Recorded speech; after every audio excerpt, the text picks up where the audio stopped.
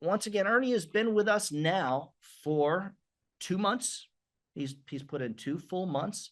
The production is there. The system seems to be working for him. We're going to do a little interview. Ernie, if you could go ahead and unmute yourself. Good morning. And thank you for joining us today, and welcome to the call, man. Thank you. What's up, guys?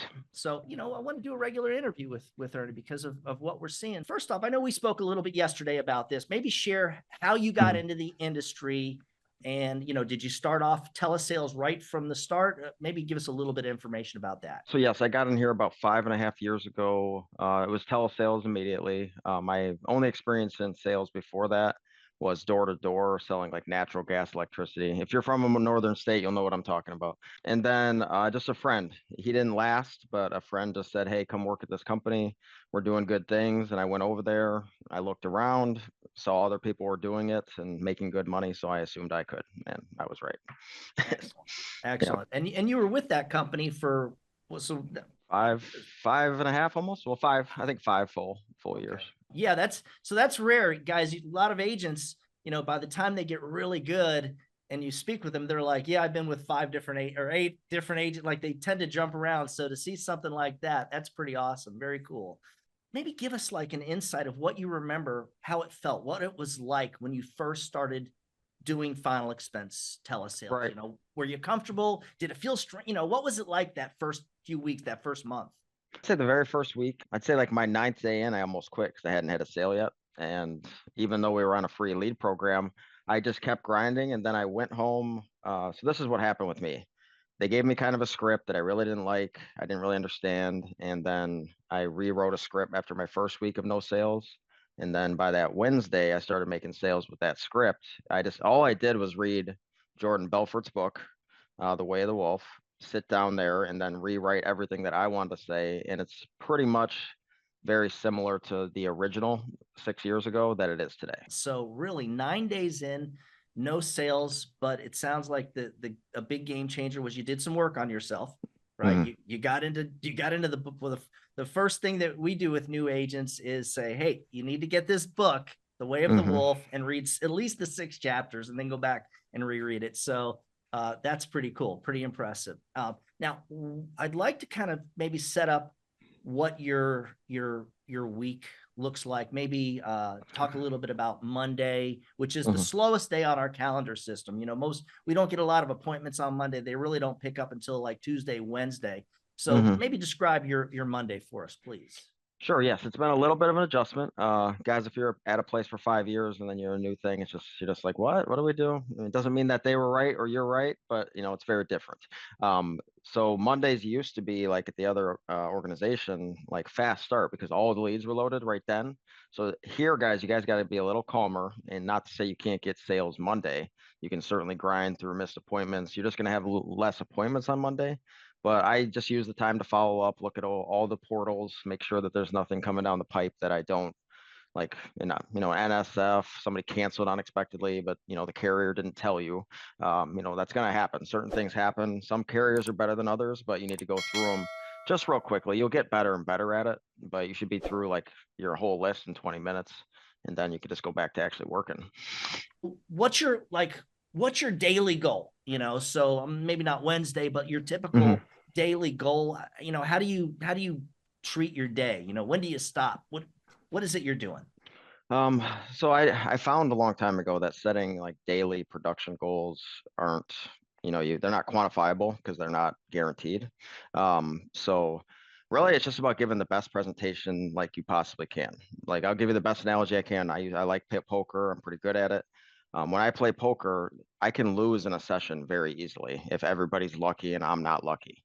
But I can't lose if I play well over and over again, thousands and thousands of hands. Eventually, I'm going to come out on top, as long as I'm not playing against, superstars that are much better than me. But it's positive expectation. If I play really good hands, there's a positive expectation that something will come to me. And that's really how I try to teach everybody else too, because like, well, I had 5 hours today of talk time. And it's like, were they good? Were they good presentations? Yes. Okay. Well then, tomorrow you'll probably end up with 5,000 AP.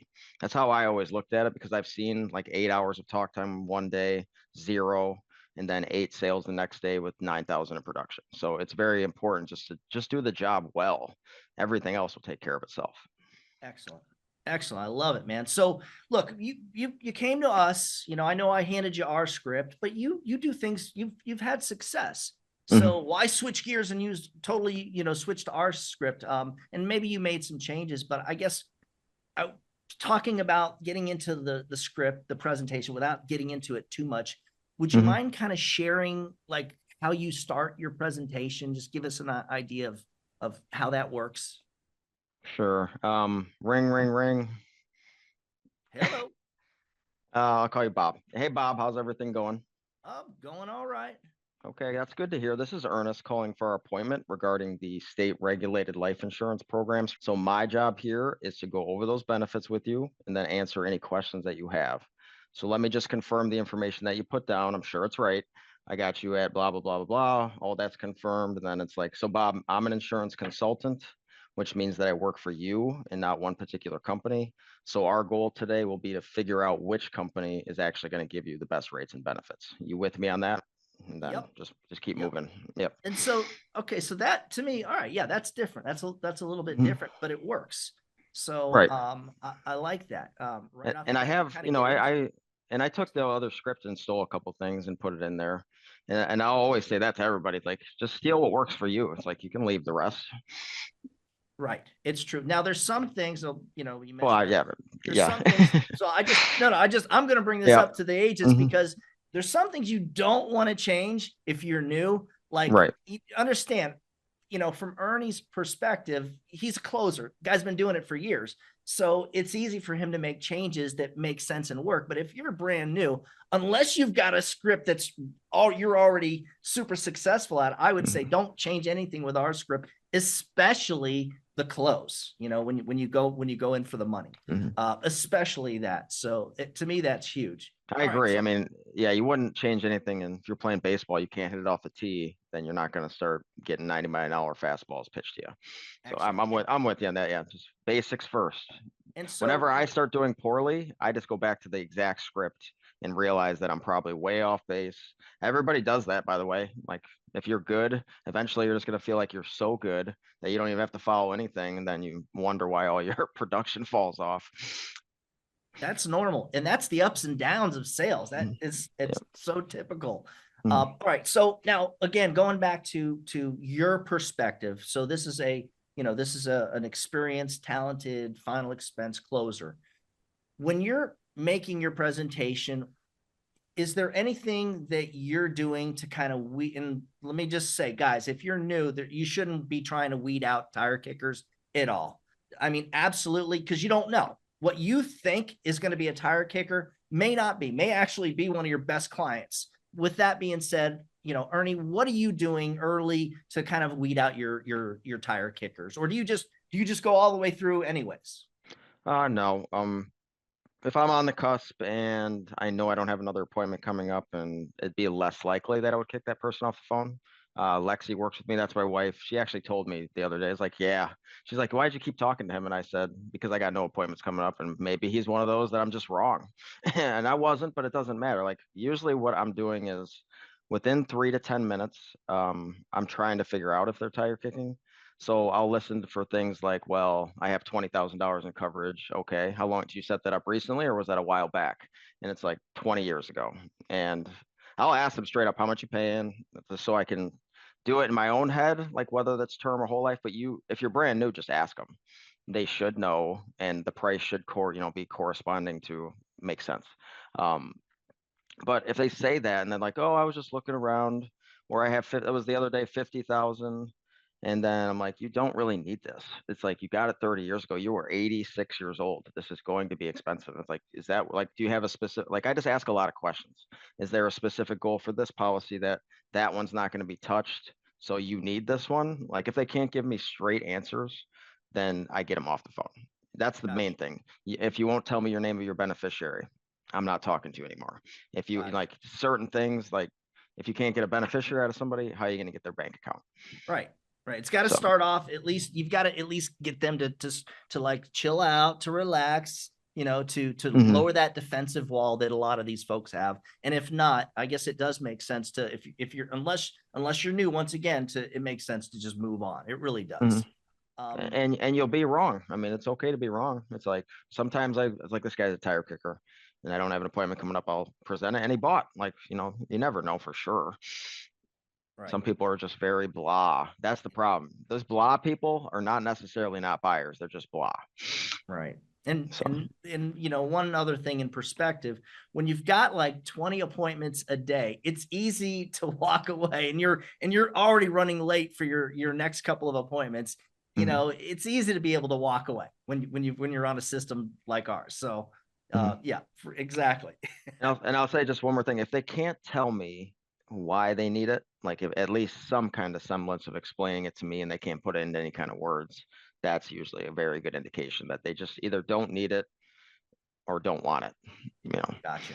You get through your presentation, you go in for the close, you share their options, whatever it is that you do, and they give you the old, well, I gotta think about it. Mhm. What are you doing at this point? What are you saying? So the very first thing is I disagree with everything everybody tells me all the time. It's like I would say something like I'd be surprised if you didn't. So what's going to happen is that I know you want the 10,000, so we're going to apply for that one. Once you get it in the mail, you're going to show it to your daughter. If there's somehow any issues at all, we'll fix them and address them. But for now, we got to get you applied and approved because you did say you want to protect Becky. We want to make sure that you actually do this, like just something like that, depending on the situation. But if I mentioned 15,000 and they kind of pick 15,000, but they're a little leery. Maybe I'll drop them to the 10 just so I can close it and then make it a little more comfortable for them to take 10. Like, let's just do 10,000. The best insurance is the one that's still enforced when you pass away. I mean, that. And then, just pretend like they didn't say it. That's a big thing with me. Like, if they are not interrupting me or stopping me, that's agreement. So you kind of go right into deflecting. You're just ignoring it. Yeah, ignore until it really becomes an issue.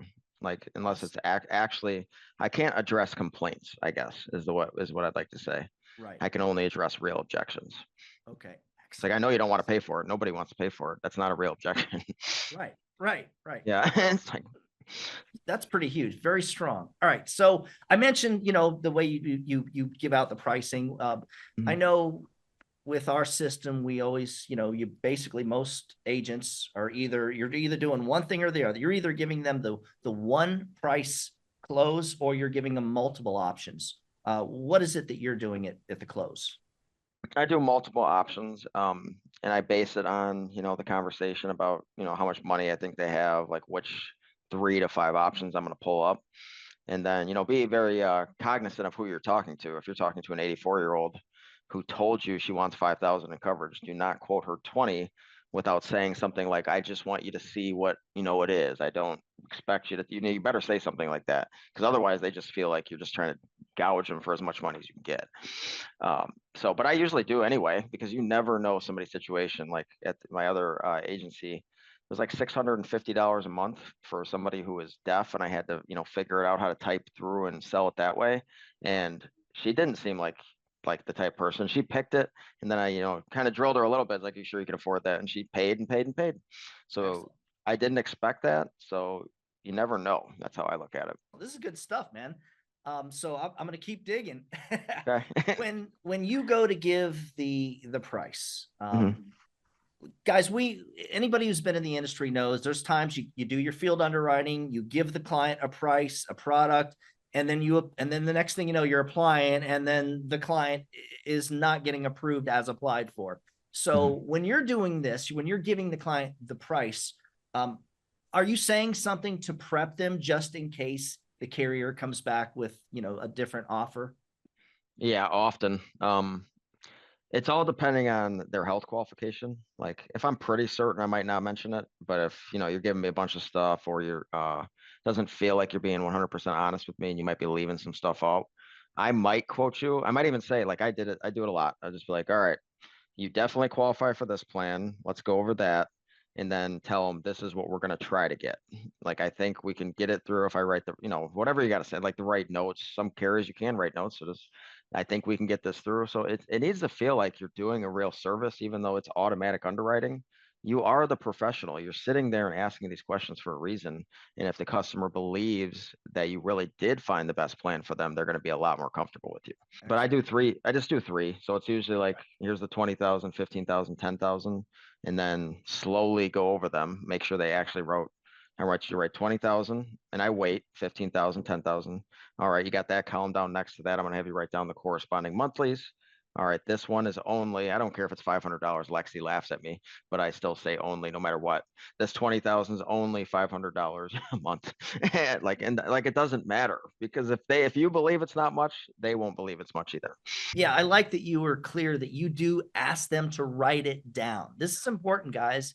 I think when you're given more than one option, one pricing option, that they need to see it. They need to write it down and see it. So that was good. So this is where, we're going to get into see if I can pick your brain, get into some advice, maybe for some newer agents. So let me just ask, what advice would you give to a brand new agent for when they go in to close their first sale and maybe have to explain the signature process to the client, which we know is kind of crazy the first time you do it? So yes, it is different. It's different for every career, and it just gets weird. Patience first. And I will say the same thing that I said to the agents that I used to train. Finish the sale first if you really don't know the app. Like if you're quoting, if you're on your FEX quoter, they picked one, you sold them.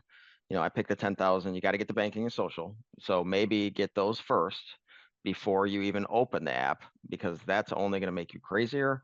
And as you're getting through the app, and if you haven't asked those questions, now you're getting worse and worse, because you're just like, you've delayed how long you're going to ask for the question. Now you're filling out the app wondering, oh man, still got to get this banking. It's like, and now you're probably messing that up. And like I've always said, get whatever you can first. And then the signature process, I let myself off the hook a lot with these customers, just simply because I'm like, well, they may have changed something. Like I kept saying that they may have changed something just in case, because I didn't know. And so that's the first thing. But usually I tell them it's pretty self-explanatory, but you do have to hit finish. You have to draw it. And you might want to fill out an application on yourself. I know Lexi did that a couple times just to see what it would look like on their end. But I will tell you, after you do a couple, the way it looks on your end is pretty much how it looks on their end. So, I mean, you probably got a better way to explain that, because I didn't feel like I answered that very well. That was it. So yeah, I like the idea of basically preparing, which kind of leads us into the next. What other advice would you give to a new agent who's getting ready to start selling final expense, maybe on their first day? Anything else? Any other tips you can think of? Yeah, don't worry so much about the results. Worry about how well you think you're doing. At the end of each day, actually like listen to just a little bit of your calls. So often when I would do call reviews with people, I didn't even really need to be there. It was the fact that they wouldn't do it without me, but I could have just hit play and walked away, and they could have dissected themselves. So listen to yourself. You're going to be your worst critic. So you might as well beat yourself up before other people do. Dude, I hate listening to myself. Yeah. It's tough. It's tough, but it has to be done. If you don't work on yourself, how are you going to get better? How are you going to figure out what you're doing wrong if you don't actually listen to what you're doing? And then Doug, I would say another thing that was super crucial when I first started is I wanted to get through the learning curve very, very quickly. And the only way to do that is to grind, grind, grind. It's like, do you want to be at, the 80% of the best you're ever going to be in 3 months? Or do you want to slowly do that and take 2 years to do that? Because then you'll get better and better trying to get to 90, 100%. But you really, really, really got to grind. You got to just do it over and over again. So that way, it's not funny now, but like I could play like a Nintendo Switch while I do half this presentation, because I'm not actually thinking about it anymore. It's just coming out the way I want to say it, and the exact same way every time. So I don't look at this job real hard as a real difficult job anymore. And eventually it won't be that for you either. Excellent. And yeah, so let me just reiterate on what Ernie just said. To me, that's super important. If you want to get good at this quick, you've got to put in a lot of work in the beginning to do that. And then it's going to be easier later. We had an agent who recently, and I've heard this before, it's not the first time, who, we get this thing where we get an agent who's maybe sold life insurance or final expense, but not at a high level. and they come on the platform on their first week and they don't do so good. And then they start doing this math in their head. Okay, so this math is based on these bad numbers. So they start thinking, well, let me see. This is what I did this week, my first week. So, oh, that's how much I'm going to make. Oh, this may not work. And so you can't do that because, that agent that I'm talking about, is brand spanking new at our system.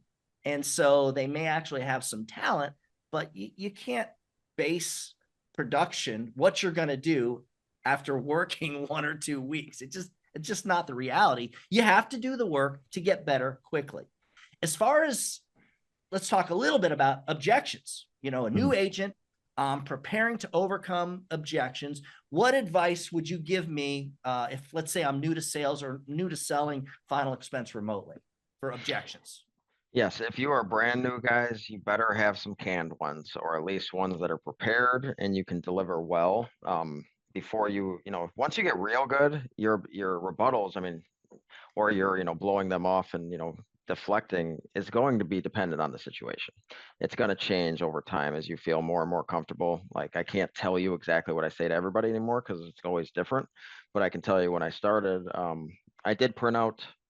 I still have the rebuttal list you gave me, even though I've been doing it for years, but I printed out the rebuttal list because you can always steal, if it sounds better, it's better. Like, I do not believe that one person has got a monopoly on every line is the best. I believe that you can take some of his stuff and he could take some of your stuff and you might both be better. And I know you personally worked with and trained a lot of agents.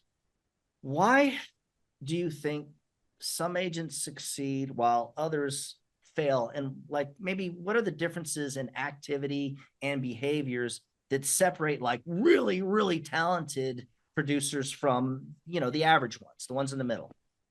I would say top producers love to be critiqued. Like, bottom line, they do not mind or are more fearless about everything. Like, well, listen to this. What am I doing? I am very much like that. If I'm having 2 bad days in a row, I'll send my calls to everybody. It's like, am I actually doing something wrong? Like, tell me. And it could be no, and it could be yes. They love feedback. They realize that everything doesn't have to be their idea to work. Like, you don't have to come up with everything. It's a big thing in today's world, we're very individualistic and everybody wants to just reinvent the wheel so they can say that they did it themselves. Yep. That's not awesome the way to do it. Yep. And go ahead. No, I was going to say, too many people want to do it their way and they can't prove to me that their way works. So why would we do it that way? Like, it's a simple calculus. And I think that the best agents also eventually work this like it's a real job. I guess, if I want to say that it's like they sit down at their desk at 9 and they are planning to sit there until 6 and work that whole time. I got to be honest, I'm used to going in an office. My first few weeks, I got up so many times and just wandered away and waited for the next appointment.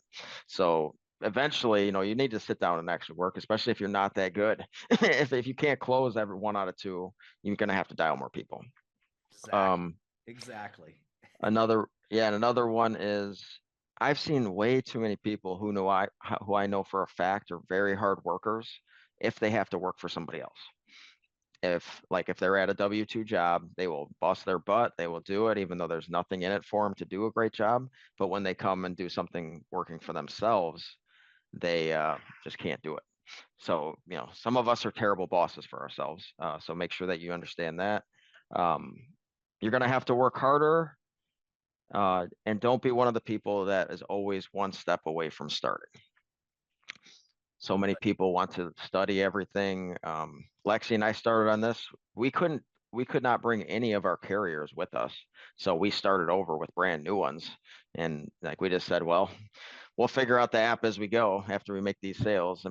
There's nothing to do but that. I could study a video about the app over and over again, but until I do it a couple times, it's just not going to stick. Those are a lot of good stuff. Let me touch on one, that you mentioned, working at home versus working for someone in an office. So when you're working for yourself, no one's micromanaging you. So you have to teach yourself the work ethic. I think that's really hard. And that's a point that Ernie was hitting on. And yeah, I've done the same thing. I'll do a little work. The next thing you know, you know, in the kitchen doing something, Mhm. I'll do a little more work. The next thing you know, I'm out doing something else. You can't do that. At the end, I'm That power is washing my not gonna, driveway.